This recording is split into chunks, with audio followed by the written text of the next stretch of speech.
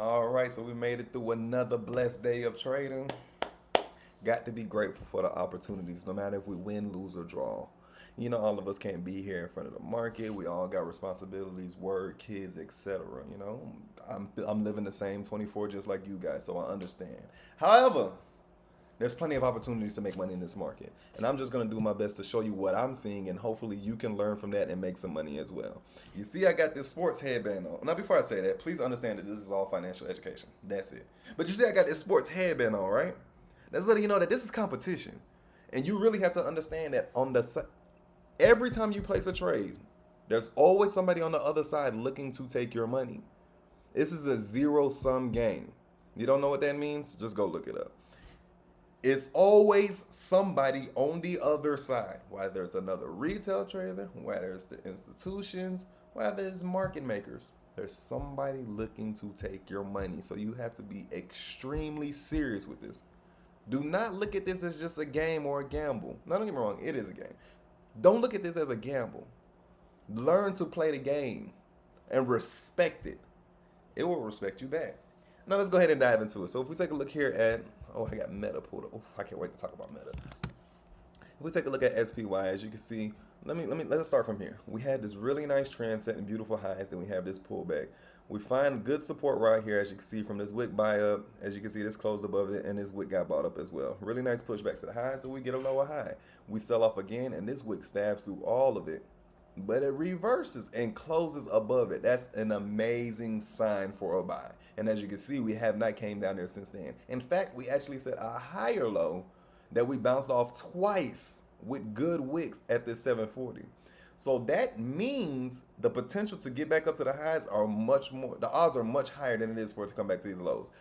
Only thing is, the volume is slowly starting to fade out as we're pushing up. So what we really need is some kind of catalyst, some kind of Trump catalyst, macroeconomic catalyst, or Fed news, or just blow out earnings as we start earnings back up for quarter three. That's going to really push the market to its highs, and we're going to have a beautiful run for about the next 2 months. But until then, we're just going to play with what we got. So that's what SPY looked like. This is what QQQ looked like. As you can see, they kind of have high correlation to each other, so whichever one runs, the other one's going to run as well. Now, my original watch was MU because we had this aggressive sell-off. We found support around this 900. Really nice buyers, and we got this beautiful gap up. I thought it was going to have a nice push up towards this 1100. That is not what happened, as you can see. But we could just take a look around the market really quick so we can... Apple, really nice, really nice bounce, push up toward these highs. That's going to set up for a really nice breakout if we can get it. Hood, really nice push, really nice breakout. Rivian has been really nice with a lot of volume lately. Now, I don't typically like buying stuff within trends like this. I like to have something clear above or clear below, but this has some volume and it's making some noise, so that definitely has some potential. Let's check out SpaceX. SpaceX is going to need some time.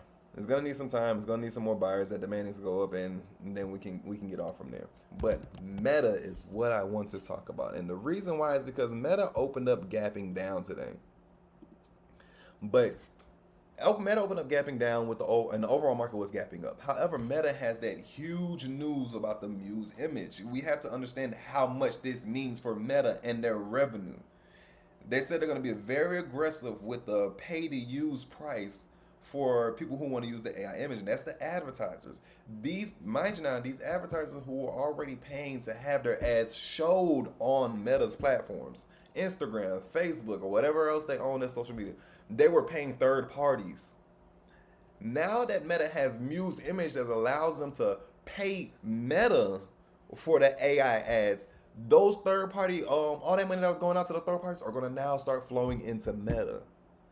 That is going to bring a crazy new amount of revenue into the company.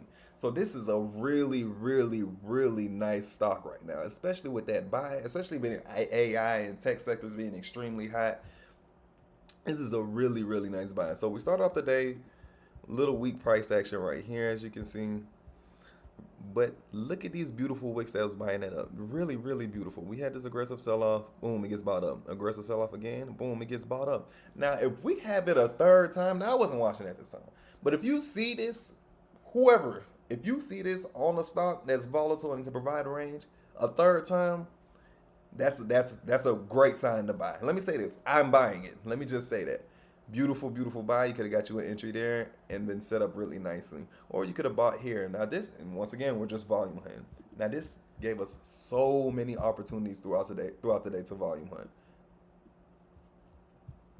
Here, here, here, here, here. You could have just scalped this thing to death. All these moves, these moves, these moves. Even at the end of the day, like it could really. So let me show you what. Look at this. Look at this options. Look at this options chart. I'm gonna pull it up right here. I want you to see it on the big screen. From a low of $1.40 to a high of $30. Now, if you had the audacity to hold that to there, you're getting over 25x your move.